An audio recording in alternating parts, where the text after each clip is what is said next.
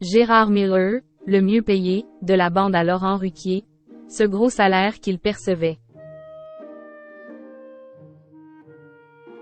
Ce jeudi 29 février, alors que Gérard Miller fait l'objet d'un reportage au sein de l'émission Envoyé spécial, nos confrères du Parisien ont révélé plusieurs informations sur le psychanalyste accusé de viol et d'agression sexuelle. De plus amples informations sur son salaire au sein de l'émission On a tout essayé de Laurent Ruquier ont ainsi été dévoilées.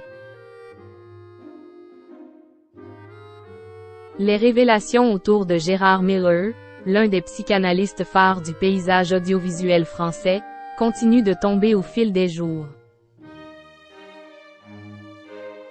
Alors Quill fait l'objet ce jeudi 29 février d'un reportage des Envoyés spécial, réalisé en collaboration avec la rédaction d'Elle Magazine, suite aux témoignages de nombreuses femmes l'accusant de viol et d'agression sexuelle. Gérard Miller a également été au centre d'un sujet publié dans les colonnes de nos confrères du Parisien ce même jour, dans lequel les journalistes ont là aussi fait plusieurs révélations. La plupart ont été faites par des personnes souhaitant garder l'anonymat mais qui ont fréquenté le personnage médiatique lors de ses apparitions dans des émissions télévisées.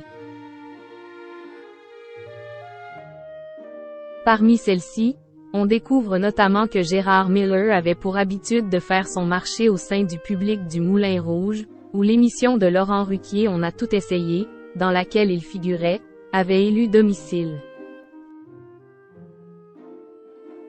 Pourtant, Christine Bravo, comme beaucoup d'autres, assure qu'Wills n'était pas au courant de ces exactions. On avait tous connaissance du comportement dragueur de Gérard et on se moquait ouvertement de lui, a confirmé cette dernière. Mais aucun de nous n'étions dans son cabinet. Je n'ai jamais été au courant de tels faits, heureusement d'ailleurs, car je me serais indignée à juste titre.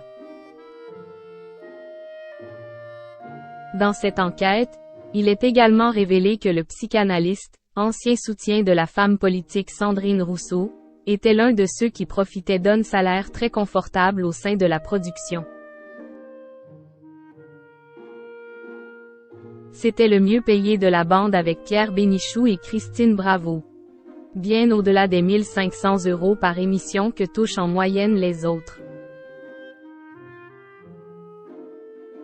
C'était encore l'âge d'or de la télé, a déclaré un habitué auprès de nos confrères.